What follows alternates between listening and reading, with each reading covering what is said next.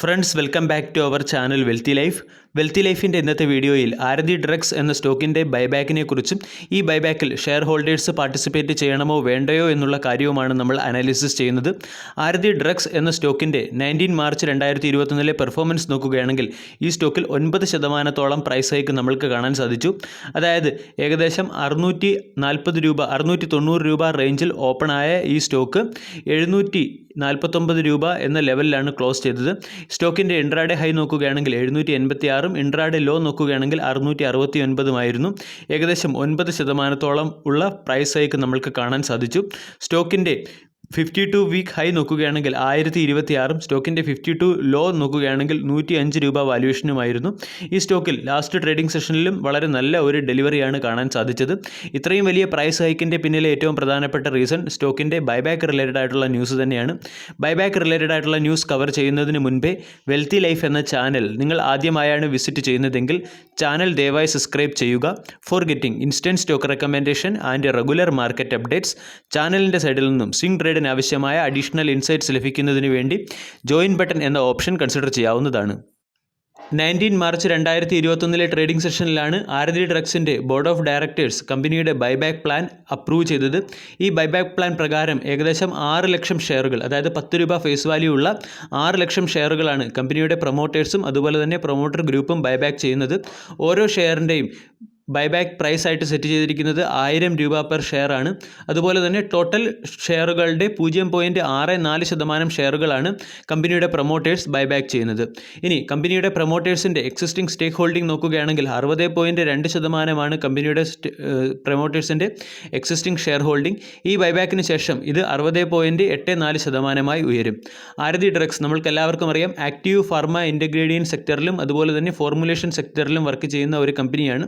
കമ്പനിക്ക് COVID-19 മുന്നോടിയായിട്ടാണ് stock പ്രൈസിൽ വളരെ വലിയ ഒരു മൊമെൻറ്റം വന്നത്. അതായത് നമ്മൾ മന്ത്ലി ചാർട്ട് അനാലിസിസ് പരിശോധിക്കുകയാണെങ്കിൽ കൺസിഡറബിൾ ഡിഫറൻസ് ആണ് സ്റ്റോക്കിൻ്റെ അല്ലെങ്കിൽ കമ്പനിയുടെ പെർഫോമൻസ് ഈവൻ സെയിൽസിലും അതുപോലെ തന്നെ പ്രോഫിറ്റിലും നമ്മൾക്ക് കാണാൻ സാധിച്ചത്. ആരതി ഡ്രഗ്സിൻ്റെ ടോട്ടൽ റവന്യൂ ഡിസ്ട്രിബ്യൂഷൻ നമ്മൾ പരിശോധിക്കുകയാണെങ്കിൽ കമ്പനിയുടെ 87% റവന്യൂ ആക്റ്റീവ് ഫാർമസ്യൂട്ടിക്കൽ ഇൻ്റഗ്രേഡിയൻസിൽ നിന്നും 13% റവന്യൂ ഫോർമുലേഷനിൽ നിന്നുമാണ് വരുന്നത്. ഇനി API സെഗ്മെൻറ്റ് നോക്കുകയാണെങ്കിൽ വളരെയധികം ഗ്രോത്ത് ഓപ്പർച്യൂണിറ്റി ഉള്ള ഒരു സെഗ്മെൻറ്റാണ് API സെഗ്മെൻറ്റ്.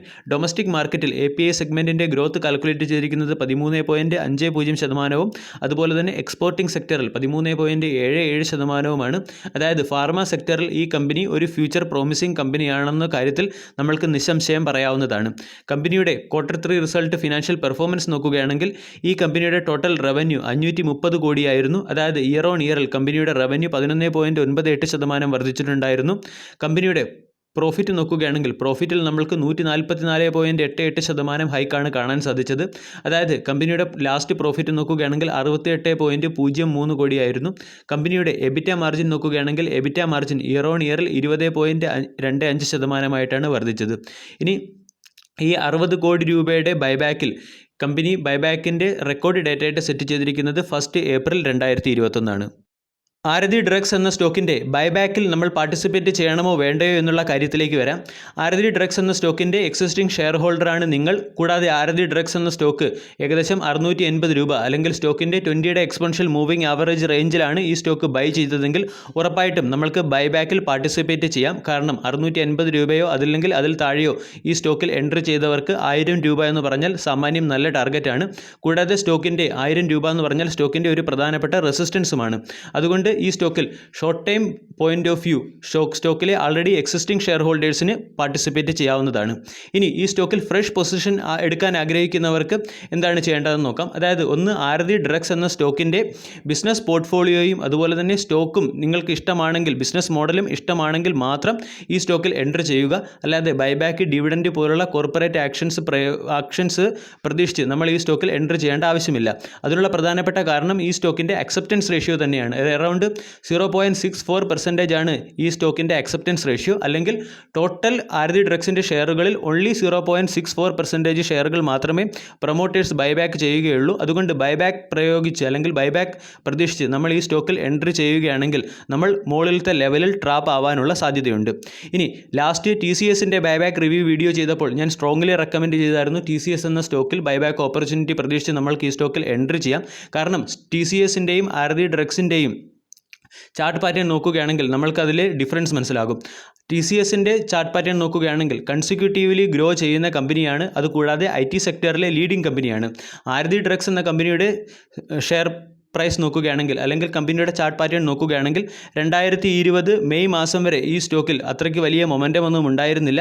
ഈ സ്റ്റോക്ക് COVID-19 പാൻഡമിക് സിറ്റുവേഷനിൽ ഫാർമ സെക്ടറിൽ ഇത്രയും വലിയ മൊമെൻറ്റം വന്നപ്പോൾ മാത്രമാണ് ഈ സ്റ്റോക്കിൽ വലിയ ഒരു ജമ്പ് നമ്മൾക്ക് കാണാൻ സാധിച്ചത്. അതിനുശേഷം അതായത് ഫാർമ സെക്ടറിലെ മൊമെൻറ്റം തീർന്ന സമയത്തിന് ശേഷം ഈ സ്റ്റോക്ക് ഇതേ റേഞ്ചിൽ തന്നെ കൺസോൾട്ടേറ്റ് ചെയ്യുകയാണ്. അതുകൊണ്ട് ആരതി ഡ്രഗ്സ് എന്ന് പറയുന്ന സ്റ്റോക്കിൽ ഫ്രഷ് പൊസിഷൻ എടുക്കുന്നവർ സ്റ്റോക്കിൻ്റെ ബിസിനസ് മോഡലും അതുപോലെ തന്നെ സ്റ്റോക്കിൻ്റെ ഫണ്ടമെൻ്റലും അനാലിസിസ് ചെയ്തതിന് ശേഷം മാത്രം ബൈബാക്ക് എന്ന ഡിസിഷൻ എടുക്കുക. വീഡിയോ എല്ലാവർക്കും ഇഷ്ടമായി എന്ന് വിശ്വസിക്കുന്നു. താങ്ക്